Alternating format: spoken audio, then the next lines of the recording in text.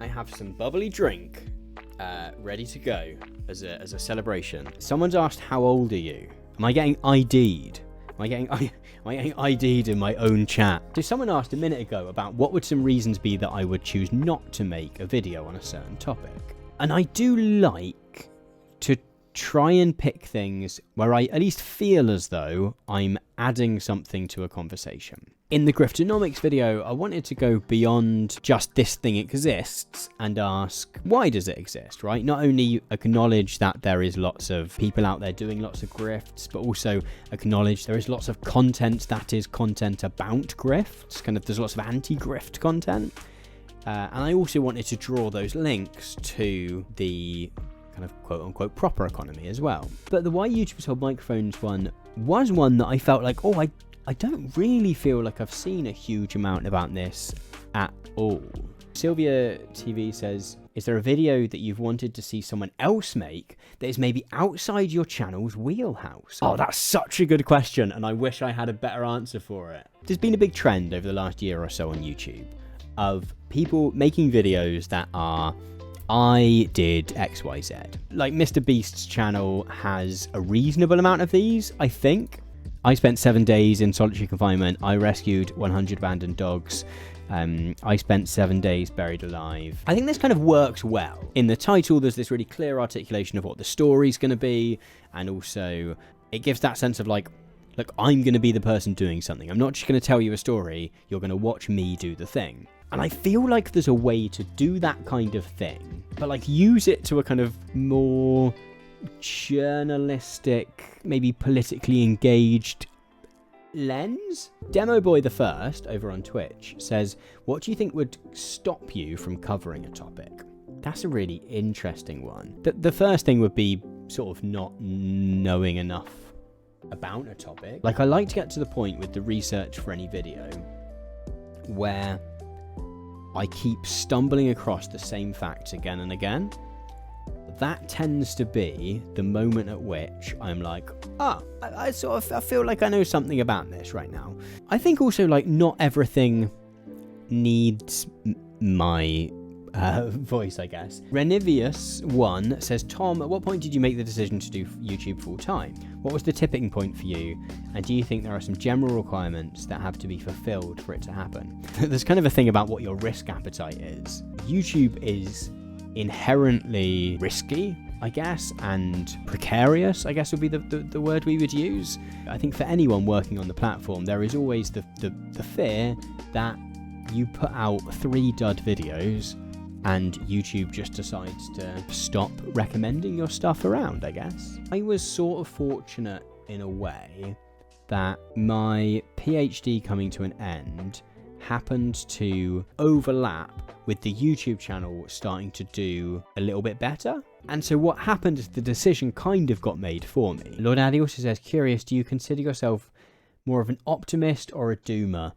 Really depends on the day. I think it's easy to be too optimistic maybe sometimes. The foreseeable future maybe is not looking super bright in many countries. However, I don't know. I don't think there's any point getting completely lost in just assuming the world is going to go to hell, you know? Manu says, you posh fool. I love your channel so much.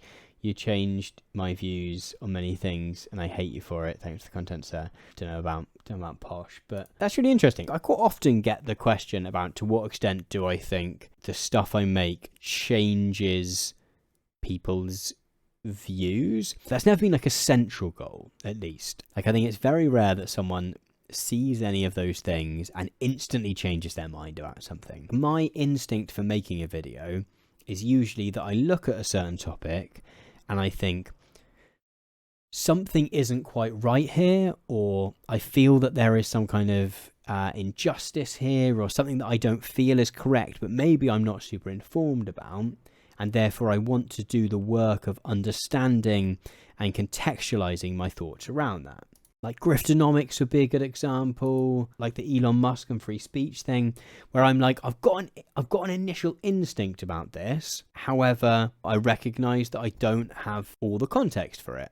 So then I spend a bunch of time getting all of that context so that I can have a bit more of a much more informed view about that thing. And I generally like to assume that that's my audience, people who maybe have a similar instinct about a thing or a similar sort of emotional response to a certain topic, and maybe benefit from being able to add some context to that and add some kind of like sense of like logic to that and that kind of thing. Dr. Maggot says, I think that there's a flattening of creativity that happens on YouTube as it prioritizes posting frequently over posting quality. I think that there's an extent to which that's true. There's been like a bunch of examples of creators who have really managed to make a model work where rather than pumping stuff out weekly, even monthly, that they're able just to focus on making something, usually quite a long thing, and usually something that feels quite epic in some way,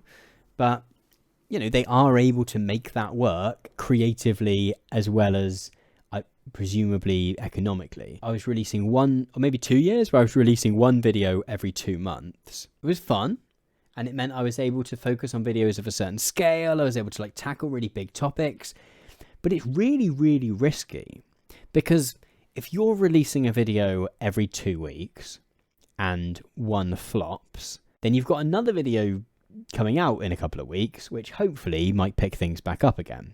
Whereas if you're only releasing one thing every couple of months, you've potentially got a long time where you don't have a humongous amount of money come in. Whereas if you're doing like smaller things more often, then there's less of a risk of that. And I also don't necessarily think there is something inherently bad about making shorter stuff sometimes. Cosmic Seekin says, don't you ever run out of material? As I've said a couple of times this evening, like, my problem at the moment is that I often find I've got more ideas and more stuff I want to cover and talk about than I have time to make videos about. That has generally been the case for the last 2, 3, 4 years. I used to get patches where I'd worry about that, but these days I feel fairly certain that something is going to jump out to me. Sometimes I'm really enthusiastic about an idea, and then a week later I'm like, that was a weird idea, that was rubbish, that was boring. But sometimes there is something that is absolutely like burning for me, and it's still burning a month later. I'm like, that's a video I've got to make, Armin Guk says, question, do you often worry about a topic being out of date before you get to it? Yeah, like totally. The Britain's New Prison Ships video, that's kind of something that ideally I think we'd have made 3 months before. If we had made it 3 months before, there would have been less information, right? Making it 6 months after this plan had first been announced meant there was so much more information about this housing asylum seekers on boats scheme available that I could make something that felt critical but also comprehensive in some ways, and that had lots of like sides to it in a way that trying to make something really quickly, I don't think I would have loved. I don't love doing stuff that is news in the sense of trying to cover something that happened last week and just offer some thoughts about it. Like, I'm mostly interested, I like contextualizing stuff. This wasn't just a video about this particular scheme. It was a video about contextualizing that within anti-migrant rhetoric, both in the UK and elsewhere, slightly more broadly. So yeah, I do worry about videos being out of date quite often, but I think there is a flip side to that as well, where sometimes covering stuff that little bit later means we can cover it better. But then, the flip side to that is if I wanted to have some kind of engagement with a topic, if it's getting released when it's too late for people to act on that in some way, maybe that's less good. I don't know.